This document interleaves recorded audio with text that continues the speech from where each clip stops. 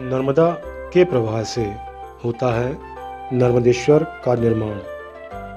बिना प्राण प्रतिष्ठा के ही स्थापित कर दिए जाते हैं ये शिवलिंग।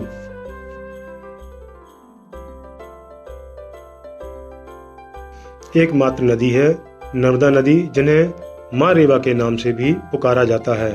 ये एकमात्र नदी है जिनकी परिक्रमा की जाती है। अन्य नदियों में जहाँ स्नान करने से पुण्य लाभ प्राप्त होता है, तो माँ नर्मदा के दर्शन मात्र से ही यह पुण्य मिलता है। नर्मदा के प्रवाह से नर्मदेश्वर शिवलिंग का निर्माण होता है। पुराणों में बताया गया है कि भगवान शिव से मिले वरदान के चलते यहाँ जो शिवलिंग निर्मित होते हैं वे स्वयं प्राण प्रतिष्ठित होते हैं। ऐसे शिवलिंग बिना प्राण प्रतिष्ठा के ही पूजनीय माने जाते हैं। इन्हें सीधे ही मंदिरों में स्थापित किया जा सकता है। जहाँ नर्मदेश्वर शिवलिंग का वास होता है वहाँ काल एवं यम का भी भय नहीं होता। नर्मदा से निकला हर कंकड़ शंकर अर्थात भगवान शिव का प्रतीक माना जाता है। ग्रंथों में माँ नर्मदा को अत्यंत पवित्र नदी माना गया है। गंगा और नर्मदा नदी में एक अंतर और बताया जाता है।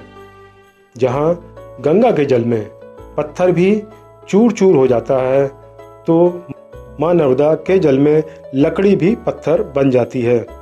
ऐसी विचित्र महिमा है माँ नर्मदा की।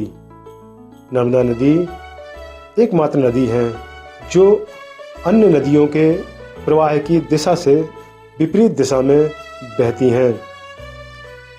नर्मदा नदी का प्रवाह पूर्व से पश्चिम की ओर है। माँ नर्मदा की परिक्रमा करने वाले सिर्फ माँ रेवा का जल पीकर भी अपनी उदर पूर्ति कर लेते हैं।